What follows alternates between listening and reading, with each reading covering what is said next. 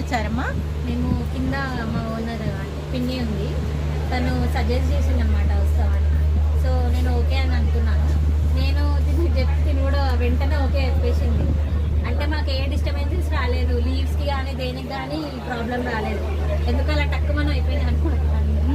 తను ఏసీలో కూర్చుంది అనమాట, నేను స్లీపర్ తీసుకున్నాను. మీకు ఆ శివయ్య అతి సులభంగా దారి ఏర్పరిచాడంటారు.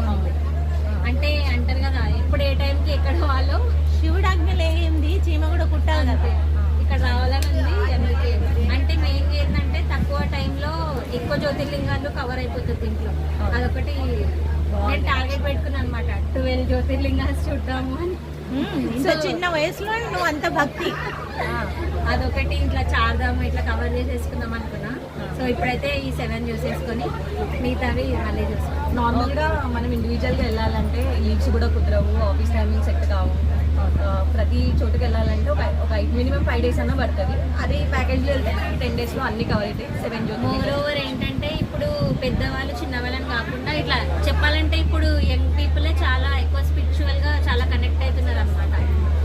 అది యూట్యూబ్, ఇన్స్టాగ్రామ్, సోషల్ మీడియా వల్ల కూడా కావచ్చు. అంటే అవేర్నెస్ ఎక్కువ వచ్చేసి కొంచెం యూత్ కూడా ఎక్కువ ఇన్ఫ్లుయెన్స్ అయ్యి చాలా మంది దానికంటారా, లేకపోతే మన హిందూ ధర్మాన్ని కాపాడాలి కోర్స్ దానికి కూడా చాలా మంది అసలు హిందూ ధర్మాన్ని కాపాడాలి. అలాగే డైలీ స్ట్రెస్ నుంచి ఒక బాగా కనెక్ట్ అవుతున్నారు. ఒక పాజిటివిటీ, భగవన్ నామస్మరణలో నామస్మరణలో ఒక పాజిటివిటీ ఉంటుంది. మనం కూడా లైక్ మన సోల్ కూడా కొంచెం పీస్ఫుల్గా, చాలా పీస్ఫుల్గా ఉంటుంది.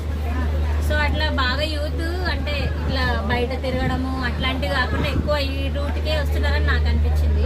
బాగా కనెక్ట్ అయిపోయి చాలా మంది వస్తున్నారు. మీరు ఇచ్చారు కదా మంచి సందేశం, ఇంకా యూత్ కూడా దారి పడతారులే. మా అలాగనే చాలా మంది రావాలని నేను కూడా అనుకుంటున్నాను. ఎందుకంటే ఇది మధ్యతరగతి వాళ్ళకు కూడా అనుకూలంగా ఉంది. అవును, మిడిల్ క్లాస్కి అంటే ఇప్పుడు మీరు వెళ్ళాలి మేము వెళ్ళాలి అన్నట్టు కూడా ఏం లేదు. అంటే మన అవైలబిలిటీ బట్టి ఒకరైనా సరే మనం స్లీపర్ కానీ ఏసీ కానీ దేంట్లో అన్నా ఈజీగా వెళ్ళిపోవచ్చు. అక్కడిక్కడ ఫుడ్ పెట్టుకోవాల్సిన పని లేదు, ఈజీగా వెళ్ళిపోవచ్చు, రావచ్చు. అన్ని ఫెసిలిటీస్ ఇక్కడ ఉన్నాయి, సెక్యూర్గా వెళ్ళవచ్చు.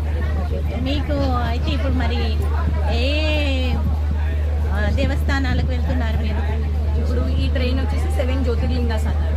సో ఫస్ట్ మేము ఉజ్జయిని మహాకాళేశ్వరం, దాని తర్వాత మేము ఓంకారేశ్వర్, నెక్స్ట్ ద్వారక తర్వాత సోమనాథ్.